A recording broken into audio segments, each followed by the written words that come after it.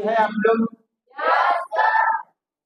तो चलिए आज हम लोग अब आगे बढ़ते हैं और आगे बढ़ते हुए हम लोग दो उत्तकों के बारे में जानकारी प्राप्त कर रहे हैं।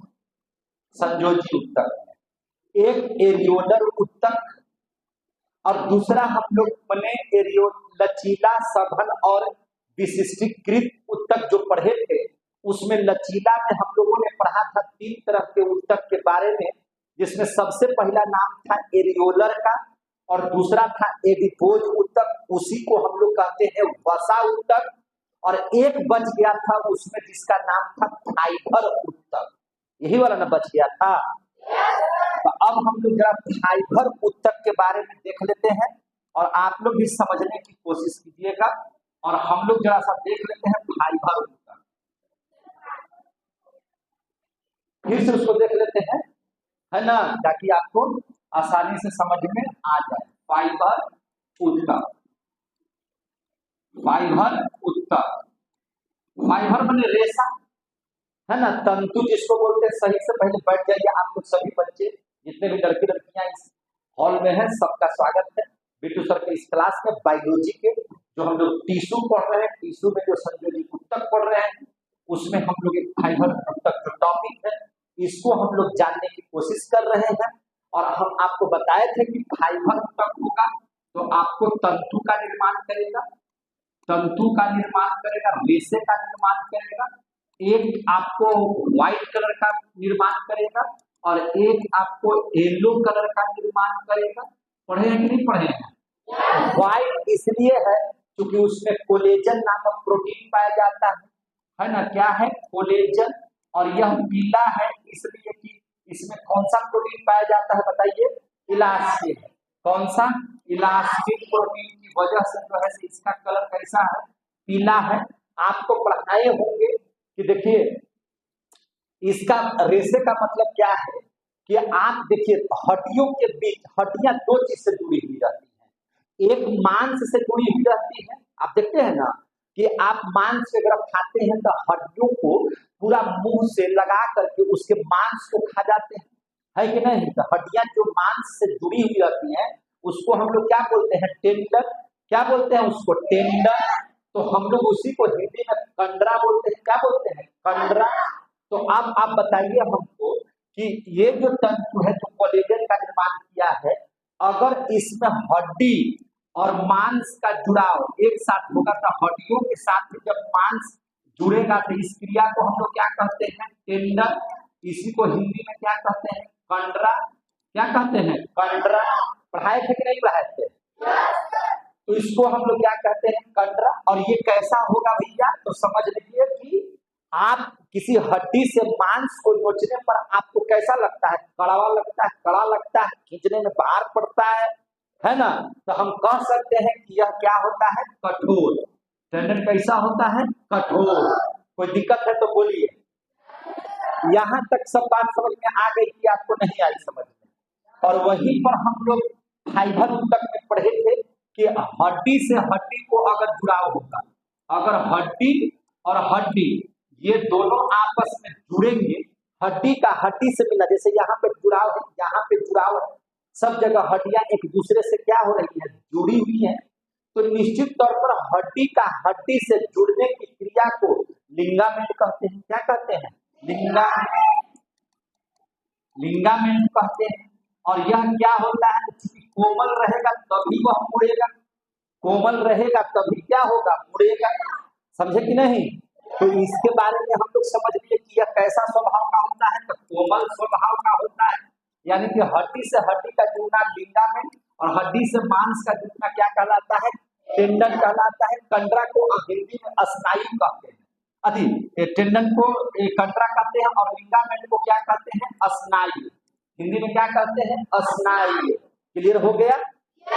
तो हड्डियों के हड्डियों से जुड़ता है, ये कोमल होता है, या इसी को आप क्या कर सकते हैं? मुलायम। तो अगर आपसे पूछेगा कोई कि लिगामेंट कैसा होता है तो मुलायम, कोमल, और टेंडन कैसा होता है? तो कठोर। कोई दिक्कत?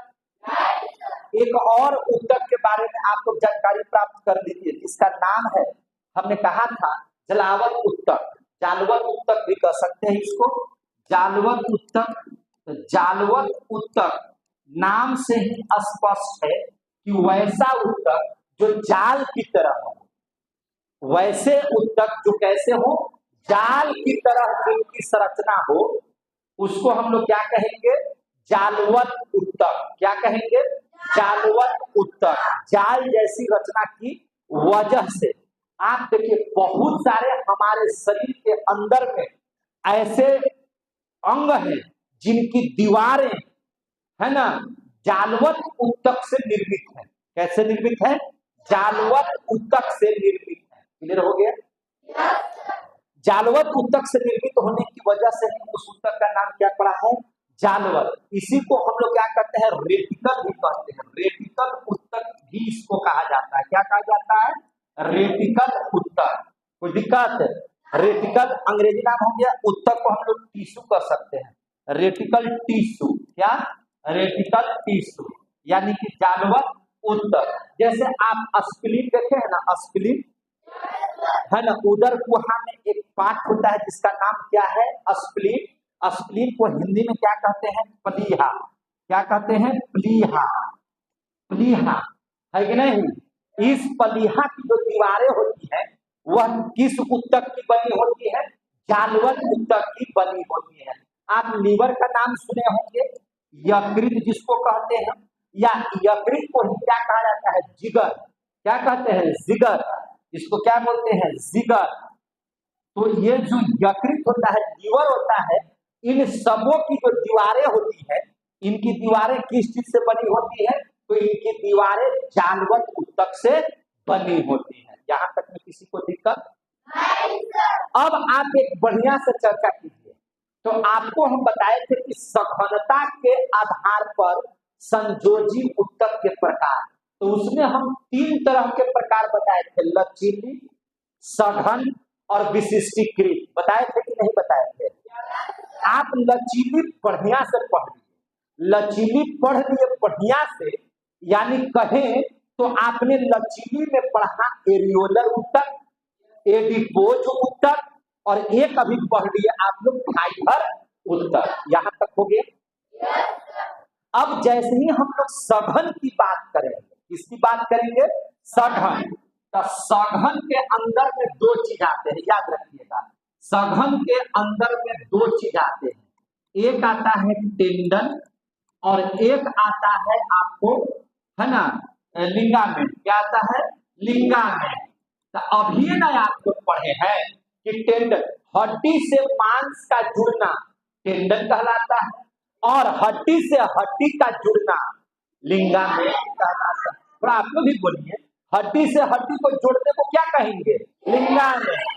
हड्डी को मांस से जोड़ने को क्या कहेंगे। तो ये सब तो पढ़िए लिए, और सघन में यही दोनों चीज पढ़ना है, तो सघन खत्म, सघन वो खत्म है नहीं। अब एक चीज का कितना बार पढ़िएगा। एक तो दिए थे विशिष्टीकृत। क्या नाम दिए थे, विशिष्टीकृत नाम दिए थे कि नहीं। तो विशिष्टीकृत जो हम लोगों को पढ़ना था, तब विशिष्टीकृत में 2 चीज आएंगे। विशिष्टीकृत में कितने चीज आएंगे, 2 चीज। एक आएगा अस्थि और एक आएगा उपास्थि। क्या आएगा, उपास्थि। तो इसका भी अध्ययन करेंगे।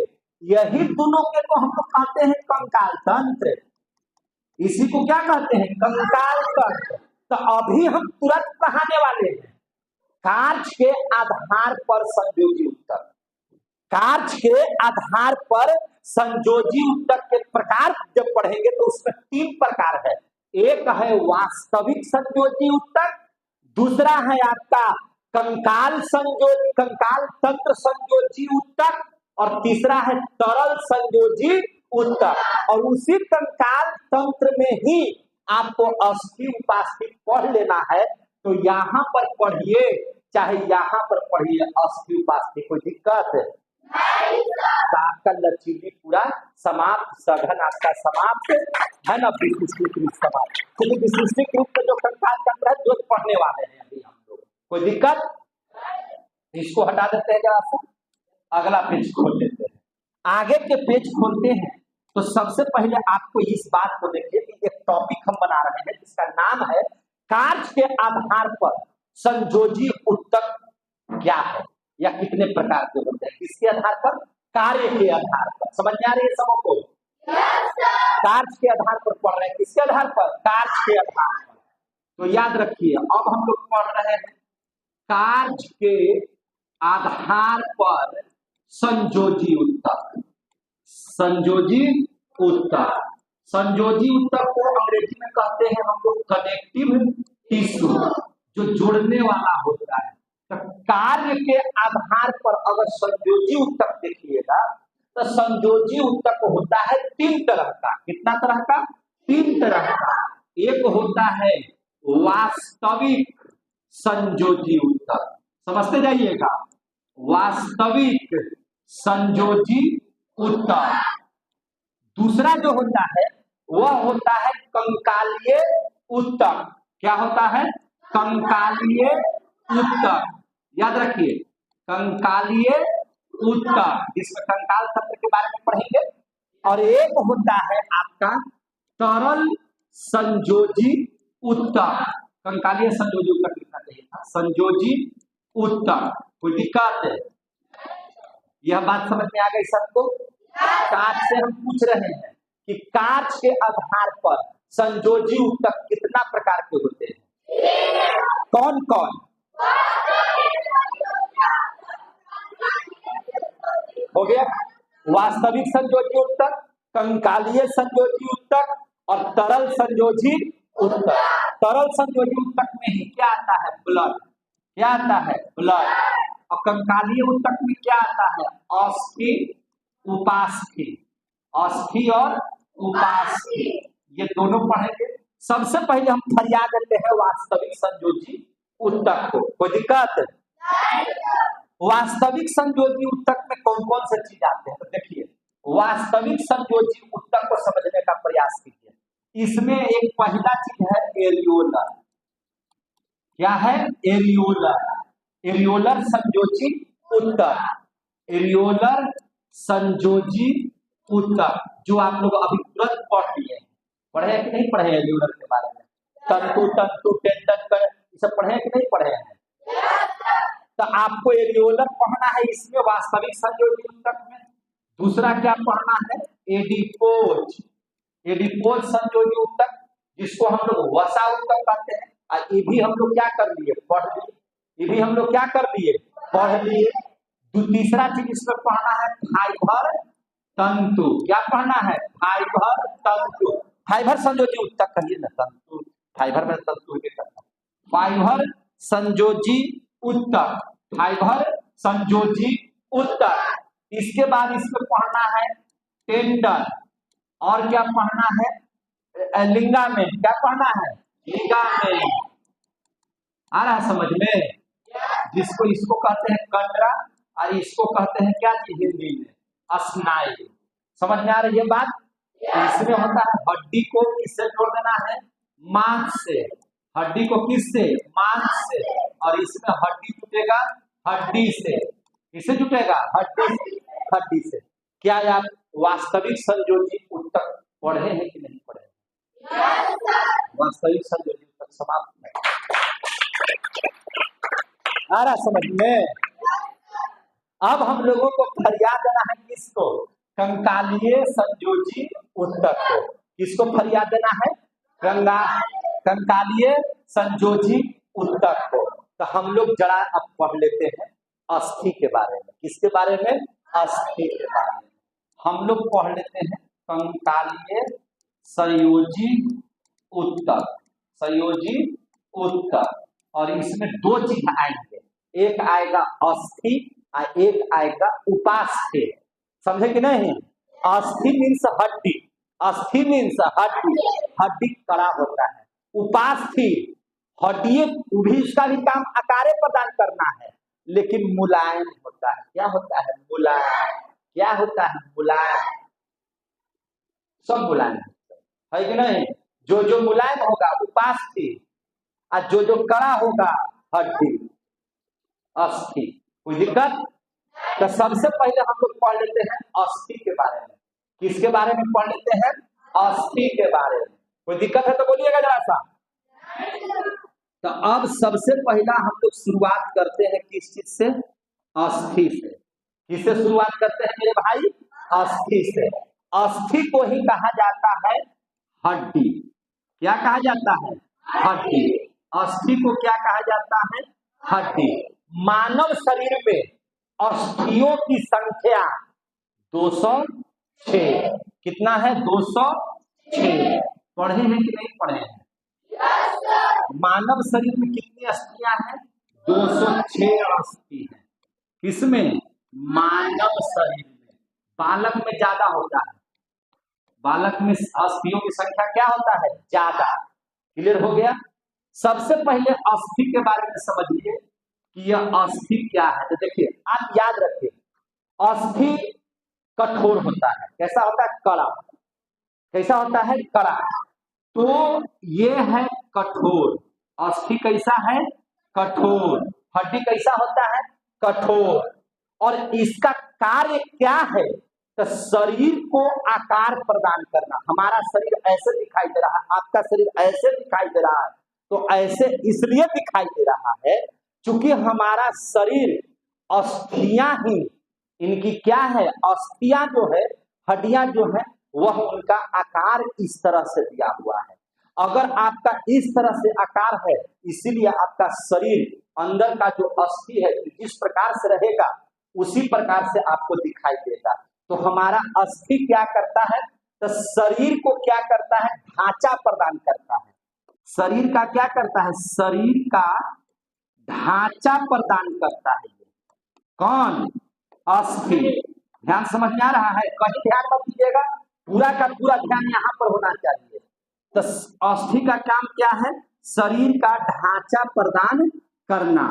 शरीर का ढांचा प्रदान करना। शरीर का ढांचा प्रदान करने का मतलब क्या? आकार प्रदान करना, है ना? आकार प्रदान करना, या लिख सकते हैं कि आकार प्रदान करना। अब एक चीज आप बताइए, क्या हड्डी हमारे शरीर को सुरक्षित रखता है कि नहीं रखता है? बोलिए। तो यह हम लोगों को क्या करता है? सुरक्षा भी प्रदान करता है। यह क्या करता है? सुरक्षा भी प्रदान करता है। और हड्डियों के मध्य में पाए जाने वाले, हड्डियों के खोखले भाग में पाए जाने वाले अस्थि मज्जा जो ब्लड का निर्माण करता है। तो हड्डियां जरूरी है कि नहीं हम लोगों के लिए? समझ में आ रही है बात आप लोगों को? अब यहाँ 2-3 टेक्निकल बात को सीखने का प्रयास कीजिए। इधर का समझ में आ गया आप लोगों को? थोड़ी बहुत बात है जो आपको समझना है। हड्डियों में एक प्रोटीन पाया जाता है। हड्डियां जिस प्रोटीन से बनती हैं, हड्डियों में जो प्रोटीन पाया जाता है, ये क्वेश्चन सब आता है। हड्डियों में प्रोटीन पाया जाता है, उस प्रोटीन का क्या नाम है? कौन सा प्रोटीन हड्डियों में पाया जाता है? तो याद रखिए, ओसिन नामक प्रोटीन। क्या नाम है उसका? ओसिन। आपसे हम पूछेंगे ये क्वेश्चन कि हड्डियों में कौन सा प्रोटीन पाया जाता है, तो क्या जवाब दीजिएगा? जोर से बोलिए। ओसिन प्रोटीन। कौन सा प्रोटीन? ओसिन प्रोटीन। क्लियर हो गया? और हड्डियां किस चीज से मिल करके बनती है? हड्डियां जो हम लोग देखे हैं, आप बार बार अस्थि अस्थि हम लोग पढ़ रहे हैं, तो आप देखिए ना अस्थि। एक मिनट, ठीक है, एक मिनट। ये जो अस्थि देख रहे हैं आप, देखिए जरा सा इसको। हमारे शरीर में यही ना अस्थि है जी।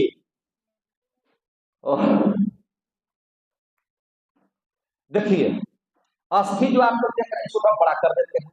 आप देखिए हम लोगों का शरीर इसी तरह से न बना है। देखिए तो यही है हमारे शरीर की आकृति। हमारा शरीर जो है, देखिए ध्यान से, आप देख रहे हैं इस चीज को? आपको समझ में आ रहा है अस्थि के बारे में? यही न है मानव कंकाल। जहां आप देख रहे हैं कि यह पैर है, हाथ है, चेहरा है, फेफड़ा है, स्टेर्नम यहाँ हड्डी है, सारा चीज तो आपको दिखाई दे रहा है। दिखाई दे रहा है कि नहीं दिखाई दे रहा है? तो इस सब को क्या कहते हैं? अस्थि कहते हैं। अस्थि की संख्या कितनी है? 206। पता है ना आप लोगों को? इस हाथ में कितनी हड्डियां? 30। इस हाथ में कितनी हड्डियां? 30। दोनों हाथ में कितनी हड्डियां? 7। दोनों पैर में कितनी हड्डियां? 7। तो ये हाथ पैर मिला करके कितना हड्डी? 120। आपका यहाँ पर कौन सा हड्डी है? पेल्विकल। कौन सी हड्डी है? पेल्विकल। ये कितनी संख्या में है? 2। यहाँ है कैल्विकल। कहाँ है? कैल्विकल। और पीछे जो है ये वाला स्कैपुला। सब मिलाकर के इधर कितना हड्डी हो गया? 126। और इधर चले आइए तो इधर की रिब्स में 12 और इधर जो है 12 12 में 24 और एक स्टेर्नम 25 हड्डी इधर। रीढ़ की हड्डी की ओर जाइएगा तो रीढ़ की हड्डियां जो होती है आपका 26 है। तो 26 25 कितना हो गया? 51। अब जब हम लोग ऊपर की ओर बात करते हैं तो चेहरा में मेरा कितना हड्डी है? 14। चेहरा में कितना हड्डी है? 14। आपका ब्रेन में कितना हड्डी है? सर पर कितना हड्डी है? 8। दोनों कान मिलाकर कितना हड्डी है? 6।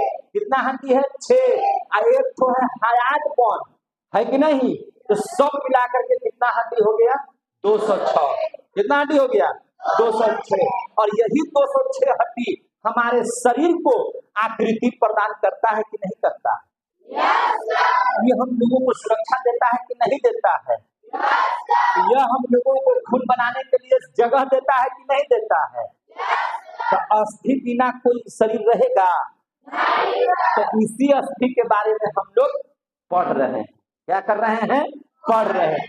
जो आपने 206 हड्डी देखा उसको भी अगर आप बढ़िया से देखना चाहते हैं तो आप देख लीजिए। यहाँ से यहाँ तक की हड्डी को क्या कहते हैं? ह्यूमरस। इधर क्या हो गया? इधर क्या हो गया? अल्ना। Radius ulna. यहाँ इसको क्या कहते हैं? कार्पल। कार्पल कितना हड्डी है? 8। इसके आगे क्या है? मेटाकार्पल। ये क्या है? फ्लेम। उसी तरह से पांव में आइए। इस हड्डी का क्या नाम है? इस हड्डी का क्या नाम है? पटेला। इसके आगे टिबिया, फेबुला, नीचे टार्सल, मेटाटार्सल, फ्लेंजी। है कि नहीं है? फिर यहाँ पे आइए तो पेल्विकल, कैल्विकल, स्कैपुला, रिब्स में 12 में 24 को, स्टेर्नम जो दोनों के जुड़े हुए रहता है, रीढ़ की हड्डी में 26 को, इसके बाद चेहरे में 14वीं का चांद हो उससे याद रखेंगे 14 हड्डी है ना। हमारे ब्रेन को ढके हुए है 8 हड्डी है ना। हायाट बोन है। कान में मीस है। MIS। सबसे छोटी हड्डी स्टेप्स। सबसे बड़ी हड्डी आपका क्या हो गया? फीमर। सबसे मजबूत क्या हो गया? जबड़ा, है कि नहीं? तो ये सब हड्डियां हैं और कुल मिलाकर कितनी हड्डियां हो जाती हैं? 206। क्लियर हो गया? और यही मानव कंकाल है। इसी के बारे में तो पढ़ रहे हैं। अलग से भी हम आप लोगों को पढ़ाए हैं। कोई दिक्कत है? अब जो है इसको जरा साइड करते हैं और साइड करने के बाद हम लोग पुनः अपने जगह पर चले आते हैं। और जैसे ही जगह पर हम लोग आते हैं तो हम लोग क्या देखते हैं मेरे भाई कि हम लोग अस्थि का जिसका अध्ययन कर रहे हैं, तो उसके बारे में अगर हम लोग थोड़ा सा देख ले ध्यान से तो आप देखिएगा कि 206 हड्डी है। और जो हड्डियां जिस हड्डी में प्रोटीन पाया जाता है उस प्रोटीन का नाम क्या है? ओसीन। कौन सा प्रोटीन पाया जाता है? ओसीन। क्लियर हो गया? यहाँ तक में किसी को कोई डाउट है तो बोल सकते हैं। ये हड्डियां किस चीज से बनी हुई रहती हैं? तो यह हड्डियां कैल्शियम फॉस्फेट की बनी होती हैं। हड्डियां किस चीज की? आपसे कोई पूछेगा कि ये जो शरीर की अस्थियां हैं, ये अस्थियां किस चीज से बनी हुई रहती हैं? तो क्या बताइएगा? Calcium phosphate. क्या नाम दीजिएगा? Calcium phosphate. याद रखिएगा, कैल्शियम फॉस्फेट। यहां लिखिए क्या चीज? Calcium phosphate. कैल्शियम फॉस्फेट का बना होता है क्या चीज? अस्थि। बना होता है क्या चीज? अस्थि। कैल्शियम फॉस्फेट बोले तो इसमें 2 चीज होते हैं। एक होता है कैल्शियम और एक होता है फास्फोरस। कैल्शियम से हड्डियां मजबूत होती हैं, याद रखिएगा। इस कैल्शियम से हड्डियां क्या होती हैं? मजबूत। और फास्फोरस क्यों रहता है? तो भैया आप कभी जलाए हैं ना? आदमी को जलाते हैं, मरने के बाद मनुष्य जलते हैं कि नहीं जलते हैं? तो जलते हैं तो जिसमें फास्फोरस ज्यादा है, जिसके शरीर में फास्फोरस ज्यादा है, उनकी हड्डियां आसानी से जल जाती है। और जिनके शरीर में फास्फोरस कम है तो उनकी हड्डियां देरी से जलती है। तो फास्फोरस मीन्स क्या चीज? तो माचिस का देखे हैं, माचिस का तिल्ली, उस पर लगा हुआ बारूद फास्फोरस है जो आग पैदा करता है। तो हड्डी में कैल्शियम और फॉस्फेट दोनों है। कैल्शियम क्या करता है? हड्डी को मजबूत बनाता है। और फास्फोरस क्या करता है? फास्फोरस जो है वह जलने में मदद करता है। यानी कि यह जरूरी है, ये दोनों चीज रहेंगे तभी जो है आपके शरीर में हड्डी का निर्माण होगा। और इसको और ज्यादा मजबूत बनाने के लिए इसमें कैल्शियम कार्बोनेट पाए जाते हैं। क्या पाए जाते हैं? Calcium carbonate. और कैल्शियम कार्बोनेट क्या करता है? मजबूती प्रदान करता है। क्या करता है? मजबूती प्रदान करता है। हड्डियों को मजबूती क्या करता है? प्रदान करता है। क्या चीज? Calcium carbonate. यानी कि हड्डियों का निर्माण, अस्थियों का निर्माण कैल्शियम फॉस्फेट से होता है। और इसमें और क्या पाए जाते हैं? तो कैल्शियम कार्बोनेट पाए जाते हैं। क्लियर हो गया यहाँ पर? इतना बात सबको समझ में आ गया? अब जरा सा और आगे हम लोग देखते हैं, थोड़ा इसको छोटा करते हैं ताकि और कुछ बातें हम लोग लिख सके, और कुछ बातें हम लोग क्या कर सके? लिख सके। तो आप देखिए, आपको दिखाई दे रहा है यहाँ से तक ना? तो चलिए अब आगे समझ लीजिए, थोड़ी सी बात समझ लीजिए। देखिए, बायोलॉजी की भाषा में अगर हम लोग बात करेंगे, बायोलॉजी की भाषा में अगर आप बात कीजिए तो बायोलॉजी में या टेक्निकल जिसको कहते हैं, टेक्निकल में, तो जैसे हम लोग जैसे कोशिका पढ़ रहे थे, तो कोशिका का टेक्निकल नाम क्या था? साइटो। कोशिका का क्या नाम था? साइटो। तो उसी प्रकार से अस्थि का भी टेक्निकल नाम है। अस्थि का क्या नाम है? टेक्निकल नाम। उस टेक्निकल नाम को क्या कहते हैं? तो इस टेक्निकल नाम को कहते हैं ऑस्टियो। क्या कहते हैं? ऑस्टियो। और अगर हम ऑस्टियो का अध्ययन करेंगे, यानी कि फिर से समझिए बात को, यहाँ पे समझने वाली चीज है, ध्यान से समझिए। जिस तरह से कोशिका को हम लोग क्या पढ़ते थे? साइटो। उसी तरह से हड्डी को, अस्थि को हम लोग क्या टेक्निकल नाम देते हैं? ऑस्टियो। क्या नाम देते हैं? ऑस्टियो। तो अगर इसका हम अध्ययन करेंगे, जब साइटो का अध्ययन कर रहे थे तो साइटोलॉजी बोल रहे थे। लॉजी मीन्स क्या चीज? अध्ययन। जब जीव का अध्ययन करते हैं, बायो का अध्ययन करते हैं, तो बायोलॉजी। साइटो का अध्ययन करते हैं, साइटोलॉजी। अस्थि का अध्ययन करते हैं, ऑस्टियोलॉजी। आ गया समझ में? तो अस्थि के अध्ययन को, इसके अध्ययन को, इसकी पढ़ाई को हम लोग क्या कहते हैं? ऑस्टियोलॉजी। क्या कहते हैं? ऑस्टियोलॉजी। अब समझ में आ गया बात है? अच्छा लगा तो ठोकते रहे, समझे कि नहीं? देखिए, हम लोग हार्ट को हम लोग क्या कहते हैं? कार्डियो। और इसके अध्ययन को क्या कहते हैं? कार्डियोलॉजी। और इसके डॉक्टर को क्या कहते हैं? कार्डियोलॉजिस्ट। तो एक कोई डॉक्टर होगा, हड्डी के जो डॉक्टर होगा तो उसको क्या कहेंगे? ऑस्टियोलॉजिस्ट। आगे समझ में? तो हड्डी के डॉक्टर क्या लिखते हैं बोर्ड पर? I am osteologist. यानी कि मैं हड्डी का डॉक्टर हूं। आगे समझ में? तो हड्डी के अध्ययन को, इसके अध्ययन को ऑस्टियोलॉजी, और इसके डॉक्टर को यानी कि हड्डी के डॉक्टर को हम लोग क्या कहते हैं? ऑस्टियोलॉजिस्ट। क्या कहते हैं? ऑस्टियोलॉजिस्ट। कितने बच्चों को समझ में आ रहा है? तो थपड़ी क्लियर हो गया? मजा आ रहा है आप लोगों को? अच्छा लग रहा है पढ़ने में? तो अब समझ लीजिए, इस बात को बढ़िया से और समझिए। अध्ययन आपको कर लिए, हड्डी का टेक्निकल नाम क्या है? ऑस्टियो। इसका अध्ययन लॉजी जोड़ दीजिए, ऑस्टियोलॉजी। इसका डॉक्टर ऑस्टियोलॉजिस्ट। हो गया यहां तक? अब देखिए, हड्डियों का जो निर्माण होता है मेरे भाई, हड्डियों का जो हड्डियां जो उत्पन्न होती है, हड्डियों का जो निर्माण होता है, तो हड्डियों के निर्माण की क्रिया को क्या कहेंगे? जब हड्डियां बनने लगती हैं, जब हड्डियां मैंने बन करके तैयार हो जाती हैं, कोई है क्या? तो हड्डियां जब तैयार हो जाती है, तो हड्डियां उत्पन्न जब हो रहा है, हड्डी जब उत्पन्न हो रहा है, तो हड्डी का उत्पन्न होना, हड्डी का निर्माण होना या उत्पन्न होना क्या कहलाता है?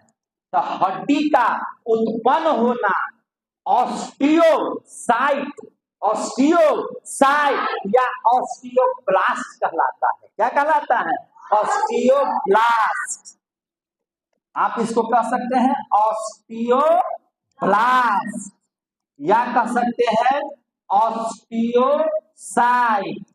क्या कह सकते हैं? ऑस्टियोसाइट। आ रहा समझ में? जब आपके शरीर में हड्डी का निर्माण होगा या हड्डी उत्पन्न होगा, तो हड्डियों के निर्माण को या हड्डियों के उत्पन्न होने को हम लोग क्या बोलते हैं? ऑस्टियोब्लास्ट, ऑस्टियोब्लास्ट या ऑस्टियोसाइट। दोनों में से जो अच्छा लगेगा आप वो बोल सकते हैं, है ना? आज जैसे हड्डी का तो उत्पन्न होना है, तो हड्डी का नष्ट भी हो सकता है, हड्डी आपका खराब भी हो सकता है। तो हड्डी का, एक मिनट, हड्डी का नष्ट होना, हड्डी का नष्ट होना, तो हड्डी का नष्ट होना, हड्डी का बनना ऑस्टियोब्लास्ट और हड्डी का नष्ट होना ऑस्टियोक्लास्ट। ब और क का अंतर है। कितना क्या अंतर है? ब और क का, यानी कि बना तो ब्लास्ट, अब खत्म हुआ तो क्लास। आ गया समझ में? तो इसको क्या कहेंगे? ऑस्टियोक्लास्ट,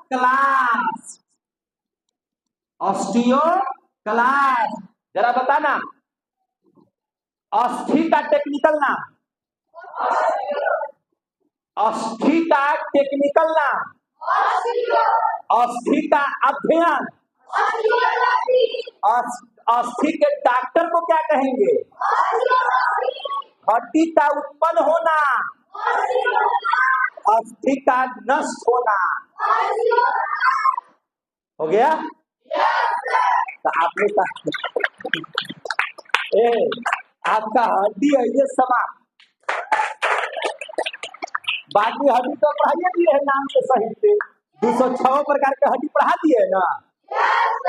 अरे भैया अस्थि जो है, अस्थि में आपको हम पढ़ाए थे पेंडिकुलर और एक्सियल, उसमें हम आपको बताए थे 120 और एक्सियल 80, उसमें बताए थे, है ना, अपर लिम्स, अपर लिम्स में दोनों हाथ 60, है ना, humerus, ulna, radius, carpal, metacarpal, phalanges. एक हाथ में अगर चर्चा करेंगे तो आपका ह्यूमरस एक, है ना, उसके बाद अल्ना एक, रेडियस एक, है ना, कार्पल आपका 8, मेटाकार्पल 5 और फ्लेंजिक 14, सबको जोड़िएगा तो हो जाएगा 30 और 2 से गुना कीजिएगा, 2 हाथ है तो 60। उसी प्रकार से अगर पैर में आइएगा तो ये वाला है जांघ, फीमर, पटेला, टिबिया, फेबुला, टार्सल, मेटाटार्सल, फ्लेंजिक, यहाँ फीमर एक, पटेला एक, टिबिया एक, फेबुला एक, और वहां टार्सल चले जाइए, टार्सल 7, मेटाटार्सल 5, फ्लेंजिक 14, टोटल मिला के 30, दोनों पर मिला करके 120। यहाँ देखिए पैर से जुड़ा हुआ हड्डी 2 पैल्विकल, क्या चीज? पैल्विकल, पैल्विकल क्या है? 2 हाथ में कॉलर के पास कैल्विकल और पीछे स्कैपुला, टोटल मिला करके 126 हड्डी खत्म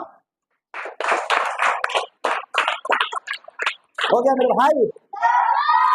अब इधर से देखिएगा एक्सियल में अब चलते हैं, किसमें चलते हैं? एक्सियल। तो 25 को आगे, 12 12 24 24 अब एक स्टेप नाम क्या? 25 को आ इधर रीढ़ की हड्डी में क्या था? 26 को, तो 26 25 51, 26 25 51। उसके बाद चेहरा में क्या हड्डी? तो 51 और 14 बोलिए 65 कितना 65 और कान में कितना 6, कान में कितना 6, 65 6, जोर से बोलिए 71। और इसमें क्रेनियम, क्रेनियम नाम की हड्डी जो आपका ब्रेन में है ना, जो ढके हुए हैं सर पर ढके हुए, जिसको हम लोग क्रेनियम हड्डी बोलते हैं, वो कितना 8। तो बताइए ना आप लोग, तो कितना हो गया 79। और हायात बॉल 80, तो 126 और 80, 126 और 80 हो गया। ठीक क्या हो गया समाज। बाकी को बाद में पढ़ लेंगे, बाकी को क्या करेंगे बाद में पढ़ेंगे, अभी जो पढ़ना है उसको पढ़ा दिए, ठीक है। अब जरा उपास्थि के बारे में सोचिए, किसके बारे में सोचिए, उपास्थि के बारे में। पेज बदल देते हैं, क्या करते हैं पेज बदल देते हैं। आपको भुलाया नहीं है, आपको जब भी देखना होगा आइए दिखाते हैं। आ गया, इसके पहले वाला भी देख लीजिए, आ गया। तो चिंता क्यों करते हैं, चिंता नहीं ना करना है। अब देख लीजिए उपास्थि के बारे में, किसके बारे में, उपास्थि, अस्थि उपास्थि। देखिए उपास्थि क्या है भैया, मुलायम होता है, मुलायम होता है तब ना छेदा छेदा देते हैं आप लोग, ना छेदा देते हैं, कान छेदा देते हैं, है हिम्मत हड्डी छेदा के देखा, हड्डियां छेद देगा तो खून में नहीं बनेगा, और खून जहां नहीं बनेगा तो मरना। हड्डी में नहीं छेद सकते क्योंकि कठोर होता है, ये बेचारा मुलायम है तो छेद छाद देता है सब कुछ, है ना। नाक छेद दिया, कान छेद दिया, है ना, जहां जहां मुलायम है सब छेदवा लेता है, तो है कि नहीं। तो उपास्थि कैसा होता है, मुलायम। उपास्थि कैसा होता है, मुलायम। आ रहा समझ में। लेकिन ये भी आकार प्रदान कर रहा है कि नहीं, कान का आकार दिए हुए कि नहीं, अब मुलायम है तब नहीं मुड़ जा रहा है। हम लोग कनवाइट से पिटाते थे पहले बचपन में, आप लोग पिटाए हैं कि नहीं पिटाए हैं, मुलायम पिटाए हैं तो बारी बारी सारे पिटाते पीट देते हैं थोड़ा थोड़ा, है कि नहीं। तो ये मुलायम है इसीलिए क्या कर रहे हैं, है ना, मोड़ मार दे रहे हैं, है कि नहीं। इसमें मार एकदम देख रहे हैं सब छेदा छेदा करके, अरू का छेदा है जी लगे रहा है ना हो। तो आपका क्या है, मुलायम है। ये भी क्या करता है, आकार प्रदान करता है, ये भी क्या करता है, आकार प्रदान करता है। क्या करता है, आकार प्रदान करता है। क्लियर हो गए। और ये कहाँ कहाँ पाया जाता है, तो बाह्य कर्म, बाह्य कर्म में है ना उपास्थि। बाह्य कर्म मैंने बाहरी कान, बाहरी कान है तो क्या यूज है, जो कुछ नहीं है। अच्छा ये कट जाएगा तो क्या हो जाएगा, कुछ नहीं हो जाएगा। और सुनना तो अंदर से है, ईयर ड्रम तो अंदर में है, 3 गो हड्डी MIS तो अंदर में है, इस तो अंदर घुसल है सब, है कि नहीं। कान में और कान, इसका क्या काम है, इसका काम कुछ नहीं है, नहीं रहेगा तो काम चल जाएगा, ठीक है कि नहीं। ये कट के गिर जाएगा तभी काम चल जाएगा, भले इसमें ललटेन न टंगाएगा वो अलग बात है ना। मेरा ये वाला माइक न टंगाए ये अलग बात है, लेकिन इसकी कोई ज्यादा जरूरत नहीं है। तो बाह्य कर्म में ये उपास्थि पाया जाता है। नाक में, नाकिया में है तब छेदा लेते हैं फटाक से, नकिया के ऐसे ऐसे हो गया। तो क्या हो गया, तो ये नाक में पाया जाता है। उपास्थि कहाँ पाया जाता है, नाक में। उपास्थि कहाँ पाया जाता है, नाक में। आप जो भोजन करते हैं ग्रास नली, ठीक है, तो ग्रास नली भी किसी से बना हुआ रहता है, उपास्थि से। किसी से, उपास्थि से। कैसे, उपास्थि से। कंठ, ये कंठ देख रहे हैं, कंठवा, कंठवा देखते हैं, दबाइएगा तो दब जाएगा, दबाइएगा तो दब गया, है ना। तो कंठ भी किससे बना हुआ है, उपास्थि से। कंठ भी किससे बना हुआ है, उपास्थि से। आपका जो सांस लेने वाला ट्रैकिया जिसको बोलते हैं, वो क्या चीज से बना हुआ है, उपास्थि से। ट्रैकिया किस चीज से बना हुआ है, उपास्थि से। कैसे, उपास्थि से। आपका जो छाती के दोनों जो रिब्स को जोड़ने वाली हड्डी है जिसका नाम क्या है, स्टेर्नम। स्टेर्नम क्या है, उपास्थि है। स्टेर्नम क्या है, उपास्थि है। क्लियर हो रहे हैं। लेकिन इतना भी मुलायम नहीं है स्टेर्नम, है ना। तो उपास्थि में इसको आप लिख सकते हैं, कोई दिक्कत आपका नहीं। लड़की लोग कहते क्या मुंह हलते हो, है ना बोलेंगे जी चल दिया, ये क्या है, उपास्थि है तभी ना मुड़ जा रहा है। कैसे चमकते हैं, तो उपास्थि है तब मुड़ गया। हड्डिया अगर मुड़ जाता तो सफरी के लिए हुआ होता ऐसे, आगे समझ में। लेकिन कैसे ऐसे करते फिर सीधा हो गया, है कि नहीं? हड्डी रहे अब ऐसे हो जाएगी तो तब क्या होगा? समझ में आ गया सबको? अब देख लीजिए उपास्थि में भी जैसा हड्डी में प्रोटीन पाया जाता है, तो उसको आपने क्या कहा था? ओसीन। कौन सा प्रोटीन पाया जाता है? ओसीन। यहाँ भी एक प्रोटीन पाया जाता है जिसका नाम है कॉन्ड्रिन। क्या नाम है? कॉन्ड्रिन। इसमें भी एक प्रोटीन पाया जाता है जिसका नाम क्या है? कॉन्ड्रिन। आगे समझ में, क्या नाम है? कॉन्ड्रिन। देखिए कॉन्ड्रिन की वजह से, प्रोटीन पाए जाने की वजह से उपास्थि का टेक्निकल नाम कॉन्ड्रिन है। क्या है? कॉन्ड्रिन है। क्लियर हो गया? तो अगर हम इसका अध्ययन करेंगे मेरे भाई, अगर इसका हम अध्ययन करेंगे, जब इसकी पढ़ाई करेंगे तो इसमें लॉजिक जोड़ देंगे तो कोई दिक्कत नहीं। तो अगर इसको हम कहते हैं कॉन्ड्रियोलॉजी तो कोई दिक्कत है? तो इसका पढ़ाई को क्या कहते हैं? कॉन्ड्रियोलॉजी। क्या बोलते हैं? कॉन्ड्रियोलॉजी। उपास्थि के पढ़ाई को क्या बोलते हैं? कॉन्ड्रियोलॉजी। अब क्या करोगे से डॉक्टर रहेगा और जो हड्डी देखेगा उपास्थियों देख लेगा, है कि नहीं? जब कड़ा हड्डी का डॉक्टर होगा तो मुलायम हड्डी के लिए दूसरा को डॉक्टर ढूंढिएगा, तो उसका डॉक्टर तो वही कहेंगे, है कि नहीं? इसलिए इसमें याद रखिएगा। अब इसमें देखिए उपास्थि के उत्पन्न होने की घटना, है कि नहीं? ये भी उत्पन्न होगा कि नहीं होगा? उपास्थि भी उत्पन्न होगा कि नहीं होगा? तो उपास्थि के उत्पन्न होने की घटना, इसके उत्पन्न होने की घटना याद रखिए। उसमें कहे थे क्या कहे थे? कौन ब्लास्ट? ऑस्टियोब्लास्ट। तो इसमें क्या कहेंगे? Chondrin blast. क्या कहेंगे? Chondrin blast. समझ में आ गया बात? क्या कहेंगे इसको? कॉन्ड्रिन ब्लास्ट, या इसी को कहेंगे हम लोग कॉन्ड्रिन ब्लास्ट या कॉन्ड्रिन साइट। क्या कहेंगे? Chondrin site. क्या कहेंगे? Chondrin site. इसके नष्ट होने की घटना, नष्ट होने की घटना क्या कहेंगे? Chondrin class. क्या कहेंगे? कॉन्ड्रिन क्लास, है ना? उसको कहते हैं ओस्टियोब्लास्ट, ओस्टियोक्लास्ट। इसको कहेंगे कॉन्ड्रिन ब्लास्ट। नष्ट होने की घटना कॉन्ड्रिन क्लास। कितने बच्चों को समझ में आया? यहीं पर अस्थि उपास्थि समाप्त। तो फरियादी एक नहीं फरियादी है। देखिए क्या फरियादी, आप समझिए मैटर को, ध्यान से समझिएगा। देखिए अभी आप लोगों ने पढ़ा था, यहाँ एक तो हटा दीजिए, यहाँ पे देखिए आपने पढ़ा था कि देखिए यहाँ पे कंकालीय संयोजी उत्तक। कंकालीय संयोजी उत्तक कितने तरह के होते हैं? दो तरह के, एक अस्थि और दूसरा उपास्थि।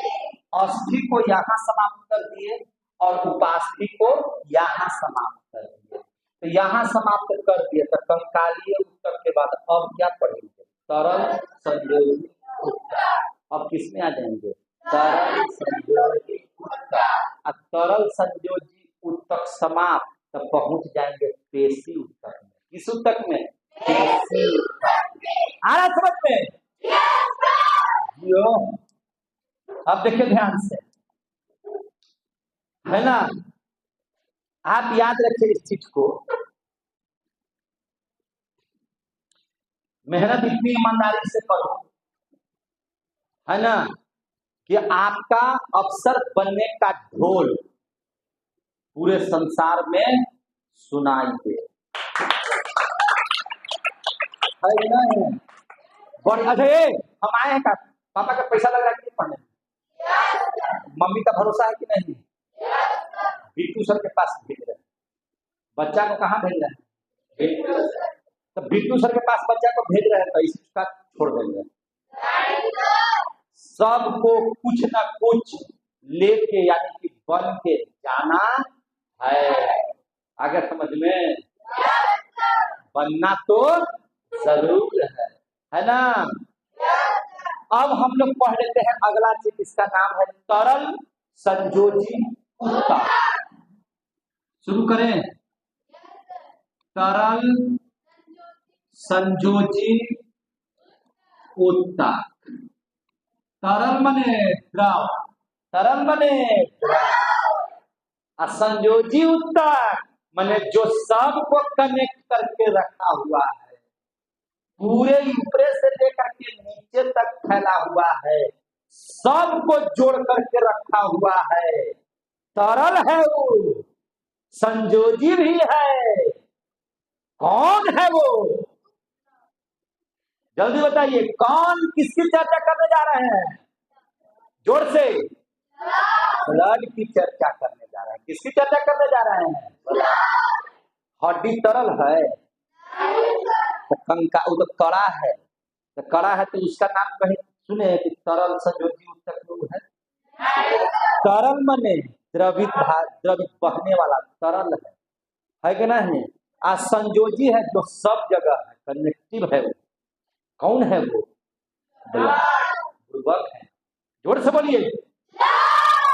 तरल संयोजी उत्तक में आता है ब्लड। ब्लड अंग्रेजी नाम है, हिंदी नाम इसका क्या है? रक्त, या इसी को बोलते हैं क्या चीज? खून। उर्दू भाषा में कहते हैं लहू। क्या कहते हैं? लहू। और बायोलॉजी की भाषा में इसको कहते हैं रुधिर। क्या कहते हैं? आगे समझ में। ब्लड, रक्त, खून, लहू, रुधिर सब एक है। अंग्रेजी में कितना आसान है, एक शब्द ब्लड। क्या नाम है? ब्लड। अब इसी के बारे में पढ़ लेना, कोई दिक्कत? पढ़ा दें? छोड़ दें? काहे? जोर से बोलिए। बढ़िया से पढ़ा देंगे, छोड़ के पढ़ा दें?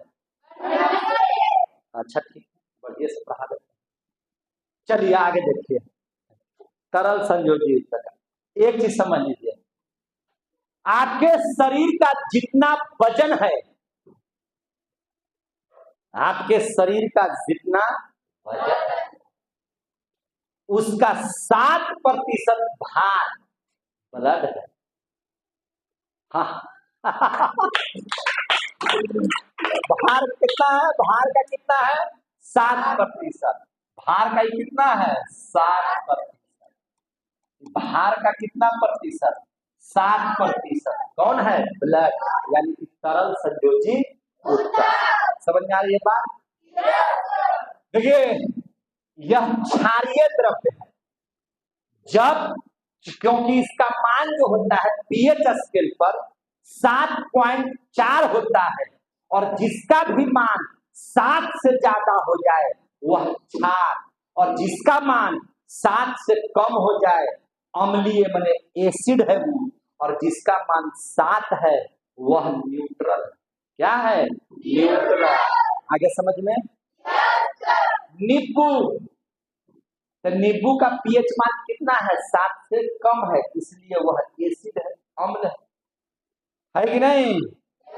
खून का 7 से ज्यादा है पीएच मान, इसका पीएच मान कितना है? इसका पीएच मान है 7.4। अतः यह क्या है? क्षारीय द्रव्य है। कैसा द्रव्य है? क्षारीय। कैसा द्रव्य है? क्षारीय द्रव्य। कोई दिक्कत? तो यहाँ तक समझ में आ गया ब्लड के बारे में? बोलिए। और जानना चाहते हैं इसके बारे में? बोलिए, और जानना चाहते हैं?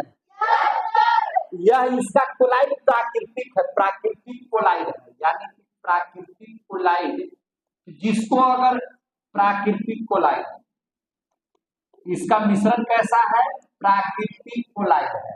कैसा कोलाइड है? प्राकृतिक कोलाइड है। अब यह कैसा उत्तक है भैया? तो पहले ही लिखा हुआ है, संयोजी उत्तक है। ब्लड कैसा उत्तक है? संयोजी। प्राकृतिक कोलाइड का मतलब दूध को कभी छाने हैं तो दूध में जो छानिएगा तो छन्ना से जो पार हो जाएगा फटाक से वो नीचे, और कुछ कुछ पदार्थ जैसे जो उसका क्रीम वगैरह है वह ऊपर जमा हो जाएगा। कुछ चीजें पार होगी, कुछ चीजें पार नहीं होगी। ऐसे मिश्रण लगभग क्या कहलाते हैं, प्राकृतिक कोलाइड के अंतर्गत में आ जाएंगे, है ना। और इसका पीएच मान कितना ही पूछता है क्वेश्चन कि ब्लड का पीएच मान कितना है, 7.4। यह कैसा द्रव्य है, तो क्षारीय द्रव्य है। कैसा द्रव्य है, क्षारीय द्रव्य है।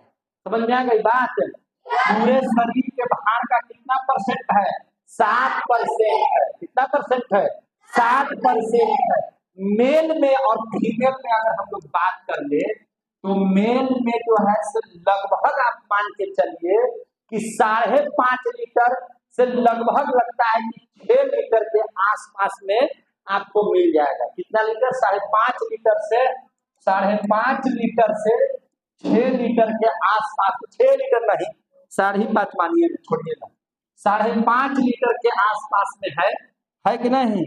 और वही अगर फीमेल की चर्चा कर देंगे तो फीमेल के शरीर में 5 लीटर ब्लड है, यानी कि हम लोगों की पुरुषों की तुलना में आधा लीटर ब्लड कम पाया जाता है स्त्रियों में, लड़कियों में। क्लियर हो गया, काहे कम पाया जाता है, इसलिए कि लड़कों से खून को चूसना है।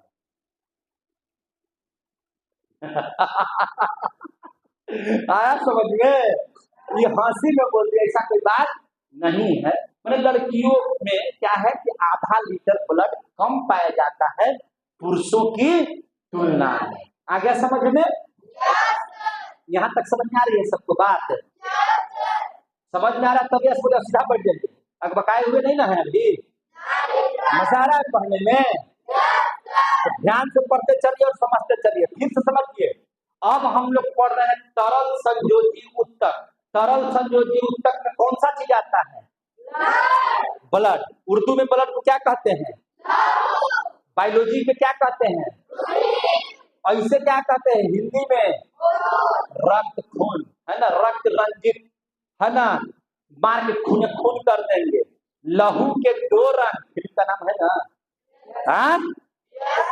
अब ब्लड तो ब्लड हम अंग्रेजी नाम जान ही रहे हैं, समझ में, ब्लड रिलेशन, खून का रिश्ता, समझ में आ रही है बात। तो अब बताइए यह कितना परसेंट होता है, 7%। क्वेश्चन भी एक बार पूछे थे ना आप लोगों को, इसमें हम एक बार क्वेश्चन दे रहे थे सैटरडे के दिन में, तो उसमें दिया हुआ है कितना परसेंट शरीर का होता है भार का, तो 7% है ना। इसका पीएच मान कितना होता है, 7.4। यह कैसा द्रव्य है, क्षारीय द्रव्य। कैसा कोलाइड है, प्राकृतिक कोलाइड। मेल में लगभग कितना लीटर, 5.5 लीटर। फीमेल में कितना लीटर, तो 5 लीटर, है ना, कुछ कम रहता है। अब देखिए खून निर्माण की अगर बात कीजिए, खून बनता कहाँ है, तो देखिए निर्माण जो इसका होता है, याद रखिएगा 2 जगह होता है। बच्चा में कौन बच्चा, जो जन्म ले लिया वो बच्चा नहीं, उस बच्चे के बारे में चर्चा कर रहे हैं जो बच्चा अभी गर्भ में है, जिसको बच्चा नहीं कहना है, जिसको शिशु नहीं कहना है, उसको भ्रूण कहना है, अंग्रेजी में एम्ब्रॉय कहते हैं। तो वो जो भ्रूण में जो होता है, जो भ्रूण होता है ना, एम्ब्रॉय होता है, उसमें जो ब्लड बनता है, जो गर्भ में पल रहा बच्चा होता है, उसका खून का निर्माण लीवर से होता है। कहाँ से होता है, लीवर से। कहाँ का होगा, इसका निर्माण कहाँ से होता है, निर्माण लीवर से। लीवर में किसका निर्माण होता है, लीवर में किसके खून का निर्माण होता है, तो भ्रूण के खून का निर्माण। इसका भ्रूण का, भ्रूण कहें तो जो बच्चा गर्भ में है, जब तक वह गर्भ से बाहर नहीं आया है तब तक उसको भ्रूण कहेंगे। क्या कहेंगे, भ्रूण कहेंगे, एम्ब्रॉय कहेंगे। और जैसे ही बाहर निकला तैसे शिशु हो गया, तब वो भ्रूण नहीं रह गया, तब क्या हो गया, शिशु। लेकिन जब तक अंदर में है, भ्रूण में है, अपने क्या है, गर्भ में है, तब तक वह क्या कहलाएगा, भ्रूण।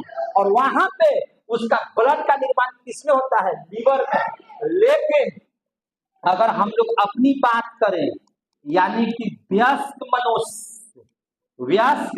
मनुष्य की अगर बात करें, तो इसका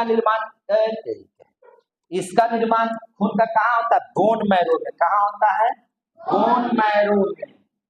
कहाँ, बोन मैरो। बोन मैरो में क्या होता है, अस्थि मज्जा। क्या होता है? अस्थि मज्जा। अस्थि मज्जा किसके खून का निर्माण होता है? किन लोगों को? वयस्क लोगों को। सर ये बोन मैरो थोड़ा दिखा दीजिए सर, लीजिए ना, देखिए ना सर, बोन मैरो कैसा होता है सर? बोन मैरो ऐसा होता है सर, देखिए ध्यान से। आप अगर बोन मैरो को देखिएगा तो क्या निकल जाता है? बड़ा बड़ा साफ, देखिए ध्यान से, बोन मैरो, देखिए ध्यान से, बोन मैरो आ गया। देखिए यहाँ पे आपके सामने है बोन मैरो। क्या है? Bone marrow. तो स्पष्ट खुल जाए भाई, खुल जा, सिलसिल हो गया। आप देखिए एकदम कंप्लीट बढ़िया है। आप देखिए ये हड्डी है, क्या है ये? हड्डी। ध्यान से देखिएगा, ये क्या है? अस्थि है, अस्थि है। और इसके मध्य में देखिए यहाँ पर अंदरवा भाग में देखिए, अंदर भाग इसको देख रहे हैं, एंडो मैरो सब दिया हुआ है। और ये सब छोटे छोटे जो चीज देख रहे हैं, यही क्या है? Bone marrow. और अंदर में क्या करता है? अस्थि मज्जा में ब्लड का निर्माण होता है। क्लियर हो गए? क्लियर हो गए मेरे भाई? तो आगे बढ़िए ना मेरे भाई। क्लियर हो गए मेरे भाई? तो आगे चलिए ना मेरे भाई। देखिए यहाँ पर, यानी कि आपसे कोई पूछेगा तो ब्लड कहाँ बनता है? बोन मैरो में। कहाँ बनता है? Bone marrow. लेकिन वह बच्चा जो अभी भ्रूण में है, मैंने भ्रूण है यानी कि अभी गर्भ में है, उस बच्चे का ब्लड कैसे बनता है? कहाँ बनता है? क्लियर हो गया? अब आगे जरा सा देख लेते हैं, बदल देते हैं आगे, ठीक है। और विस्तृत तरीके से जानना है इसके बारे में तो देखिए, जब ब्लड बनता है तो ब्लड बनता है जहां पर, तो ब्लड अस्थि मज्जा में बना। कहां बना मेरे भाई? अस्थि मज्जा में। स्टोर कहां होगा? स्टोर कहां होगा ब्लड? चाहे पीछे चलिए ना, ये ब्लड देखिए अभी आगे, इसको छोटा कर दो थोड़ा सा, इसको छोटा कर देते हैं। देखिए छोटा कर दिए और थोड़ा सा ऊपर उठा देते, यहाँ पर कोई दिक्कत? अब हमको लिखने में यहाँ से आसानी हो जाएगी। देखिए ध्यान से, अब देखिए यहाँ पे ये स्टोर कहाँ होता है मेरे भाई? स्टोर का मतलब कि जहां पर जमा किया जा सके, जहां पर पैसा जमा करते हैं उसको क्या करते हैं? बैंक।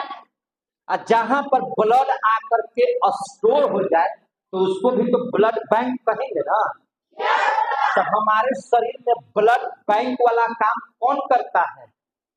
जोर से बोलिए। लीहा, स्प्लीन। हाँ, कोई स्प्लीन बोल रहा है, कोई लीहा बोल रहा है, समझ रहे हैं, आपको पता है।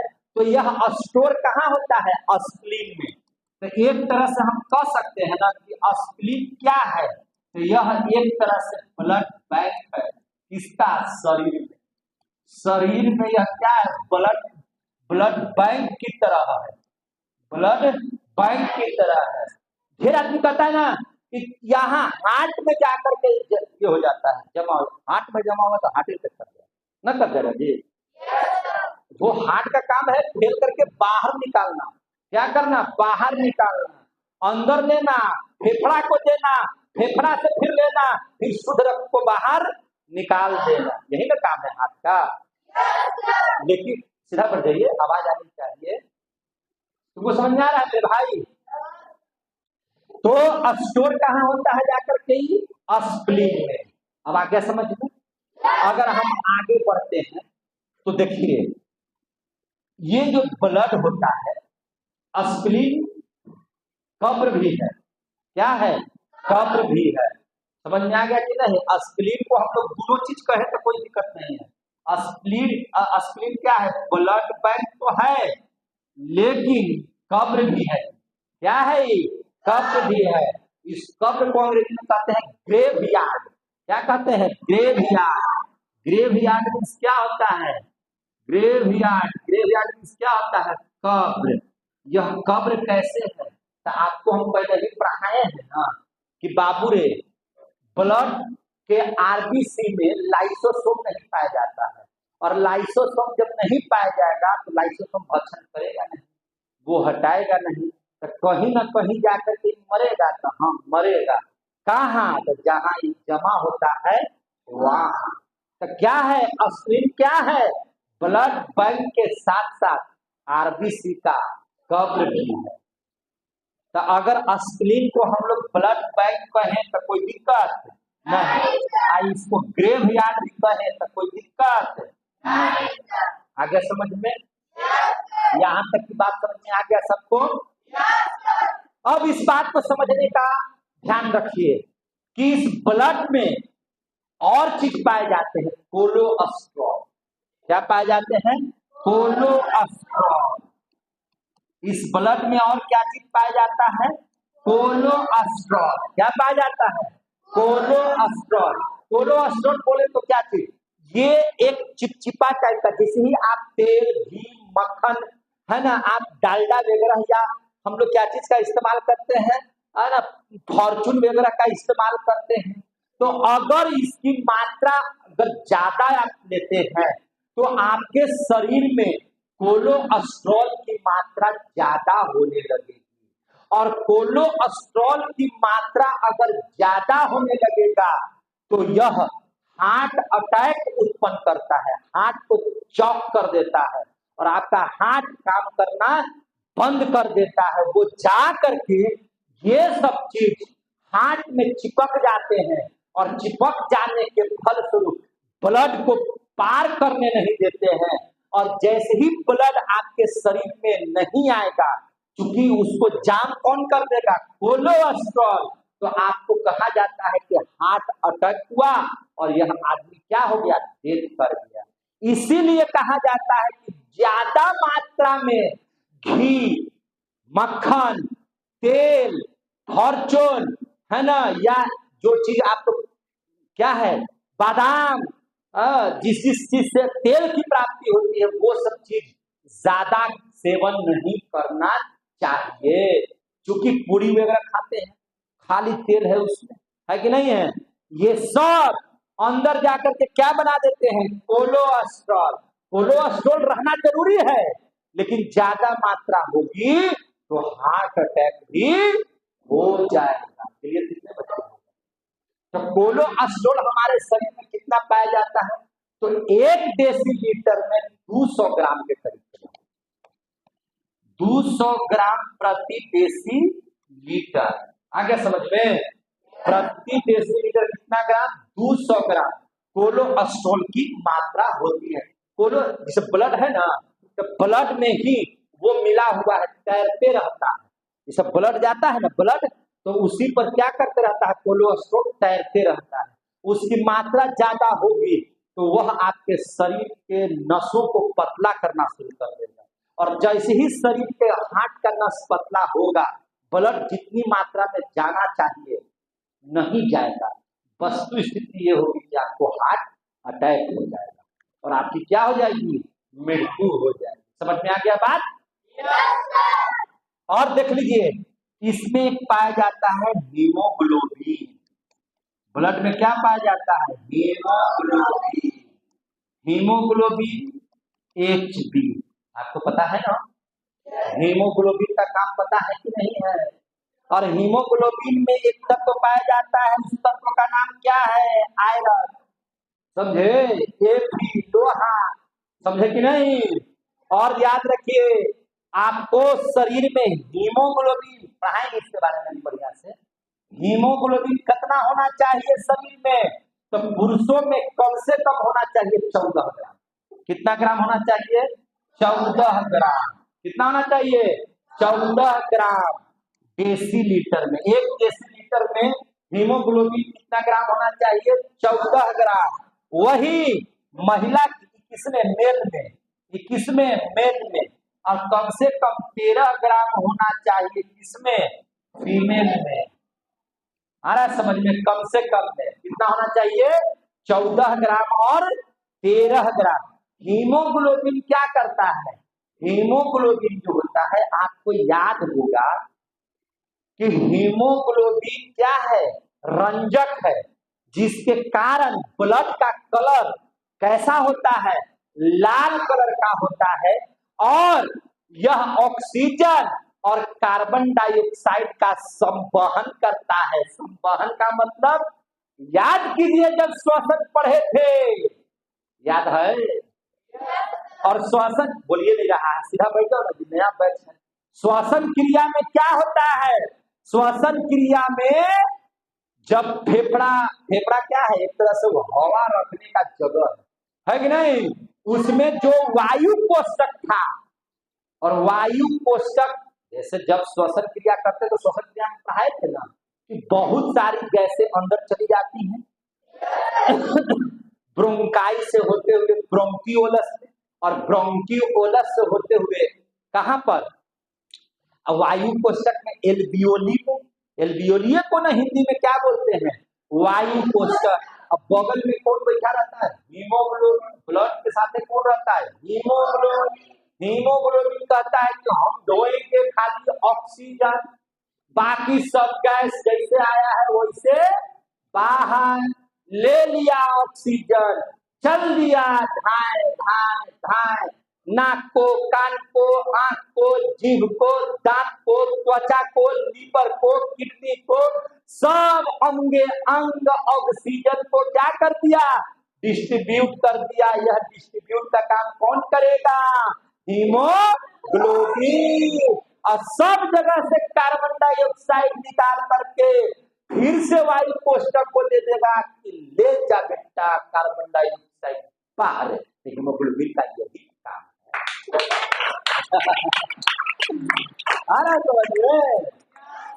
है। समझिए, हीमोग्लोबिन में तत्व पाया जाता है जिसका नाम क्या है? आयरन। यानी कि आयरन की कमी, यानी कि हीमोग्लोबिन की कमी। हीमोग्लोबिन की कमी मतलब खून की कमी। खून की कमी तो लोहा की कमी से एक बीमारी होती है ना? रक्त अल्पता की बीमारी, जिसको हम लोग बायोलॉजी की भाषा में कहते हैं एनीमिया की बीमारी। समझ गए? इसलिए हीमोग्लोबिन शरीर में रहना चाहिए। हीमोग्लोबिन कमा, शरीर में आयरन कमा, और आयरन जहां कमा तो एनीमिया की बीमारी शुरू हो गया। समझ में? तो क्या करेगा? एक आयरन की गोली दे देगा। डॉक्टर के पास जाइए, क्या करेगा? आयरन का गोली दे देगा, खा खा खा, आयरन हो गया। आयरन में लोहा, हमारे शरीर में वो कांटी भर लोहा है, सब जमा हो जाएगा। तो कैसे होता है लोहा? क्या खाने से आयरन ज्यादा होता? पालक खाइए ना खूब, हुमच हुमच के पूरा आयरन होगा। समझे? नहीं तो लोहे खा जाइएगा, लोहा तो लोहे खाने से होगा नहीं, पालक खाने से होगा। कच्चा लोहा खाने से आपका नहीं होगा, कांटी की मत खा दीजिएगा। सर जी तो बोले थे कि लोहा की कमी नहीं होना चाहिए, लाओ 2-4 वो कांटिए चिबा जाते है ना, तो मरिए जाइएगा, अंदर ही रह जाइएगा, चल जाइएगा, भगवान को प्यारे हो जाइएगा। ब्लड बहते रहता है शरीर में, एक स्थान से दूसरे स्थान पे क्या करता है? दौड़ते रहता है। तो ब्लड का बहना क्या कहलाता है? रक्त परिसंचरण। क्या होता है? रक्त परिसंचरण। तो रक्त परिसंचरण, और कहां से छोटा करें? अब इधर बगल में आ जाए, मान के चलिए कि इधर से इधर आ जाए। तो रक्त परिसंचरण की खोज किसने किया था? रक्त परिसंचरण, संचरण की खोज, रक्त परिसंचरण की खोज विलियम हार्वे ने किया था। किसने किया था? William Harvey. उन्होंने ही बताया कि ब्लड क्या होता है? दौड़ते रहता है हमारे शरीर में। इन्होंने ही कहा था कि ब्लड हमारे शरीर में दौड़ते रहता है, 120 से निकलता है, 80 से आता है। जाने की स्पीड 120, आने की स्पीड 80। रक्त परिसंचरण उसको बोलते हैं, और इसकी खोज सबसे पहले किसने किया था? विलियम। इतना बात समझ में आ गया? कि कहीं से कोई दिक्कत? और ब्लड क्या करता है? जब दौड़ेगा तो गर्मी उत्पन्न होगा। ब्लड जब आदमी दौड़ता है तो गर्मी आता है, तो क्या करते हैं? पसीना पोंछते हैं। दौड़ने से क्या होता है? गर्मी आता है। काहे हो? तू एकदम खाली मुंह देख रहा है, बिट्टू कुमार हमरे नाम के लड़का बड़े आ रहा है समझ में। आदमी दौड़ता है तो क्या होता है, पसीना आता है, तो ब्लड दौड़ेगा तो गर्मी नहीं उत्पन्न होगा। तो जब ब्लड इधर से उधर दौड़ता है तो याद रखिए यह आपके शरीर के ताप को नियंत्रित करता है। या क्या करता है, ताप को नियंत्रण करता है। क्या करता है, ताप को नियंत्रण करता है। और ताप को हमेशा एकदम फिक्स रहता है। कितना डिग्री सेंटीग्रेड, तो 37 डिग्री सेंटीग्रेड। नपवा के देख लेना, 37 डिग्री सेंटीग्रेड।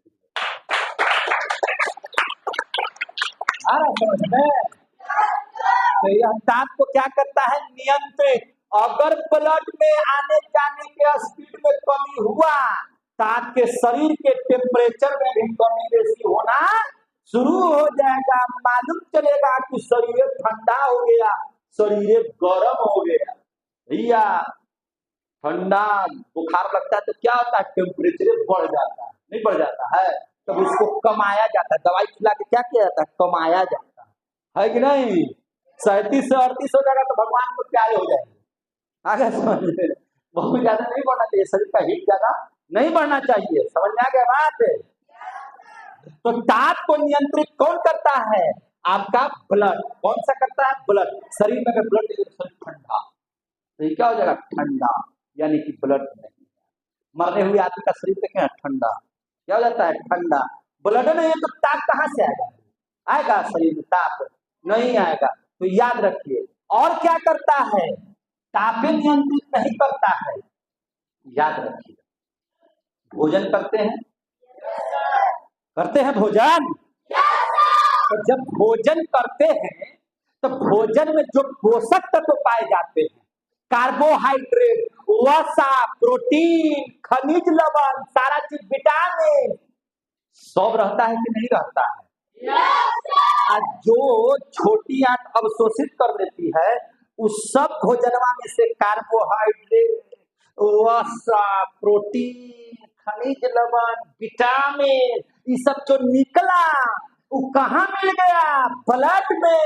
और जिसको जो हमको जरूरत है, ब्लड सगरों लेकर घूम रहा है। ब्लड क्या कर रहा है, सभी पोषक तत्वों को लेकर के घूम रहा है। और जिसको जे जरूरत है ले जाओ। आंख को विटामिन ए, आंख विटामिन ए ले लेगा, है कि नहीं। किसी को कार्बोहाइड्रेट चाहिए तो वो कार्बोहाइड्रेट ले लेगा। हमारे मुंह को क्या चाहिए, कार्बोहाइड्रेट, तो मुंह मेरा कार्बोहाइड्रेट मिल लेगा। आपको जो है खूब सुंदर दिखना है तो वसा ले लेगा। किसी को वृद्धि करना है तो वो प्रोटीन निकाल लेगा।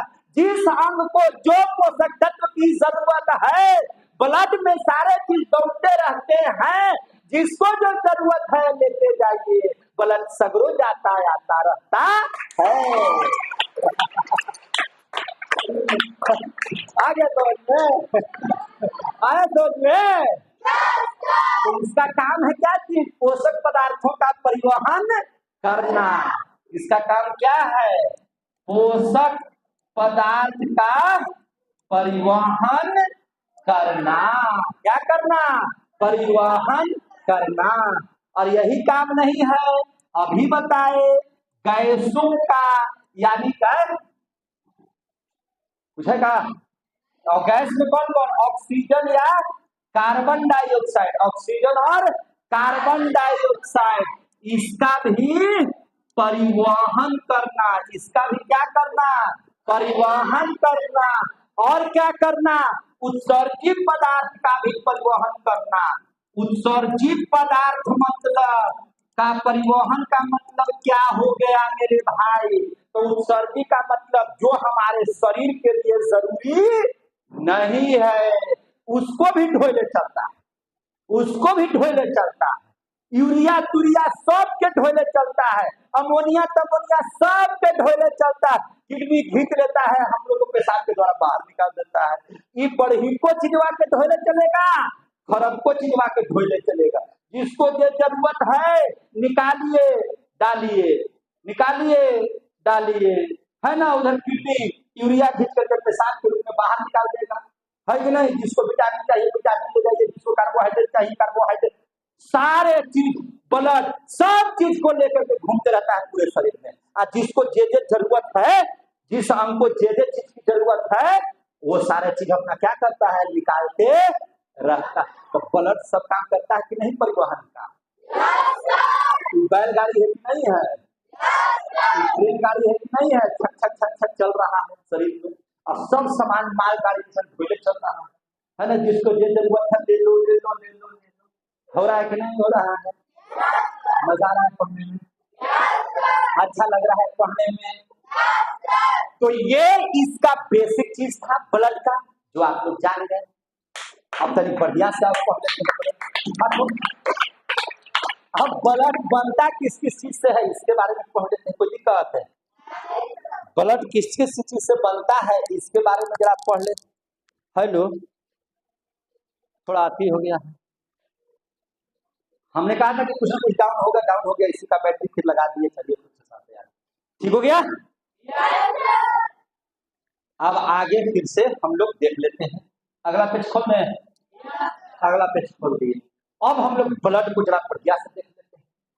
समय है ना? अभी समय है? कितना बज गया? हो गया है कि अभी है बजने वाला? हो गया तो छोड़ दें क्या यहीं पे, या यहीं तक फिर कल पढ़ा देंगे और क्या? तो बेसिक चीज तक आप लोग समझ गए? बेसिक चीज तो समझ में आ गया सबको? कोई दिक्कत हुआ यहाँ तक में? तो आज क्लास यहीं तक। जय हिंद, जय भारत।